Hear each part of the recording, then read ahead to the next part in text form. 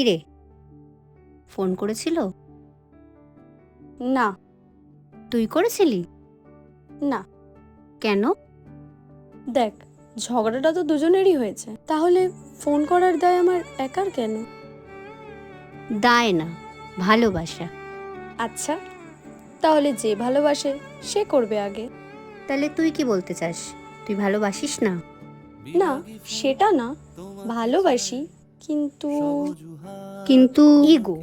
তুই আগে ফোন করলে তুই ছোট হয়ে যাবি, তার উপর তুই হলি গিয়ে আবার মেয়ে।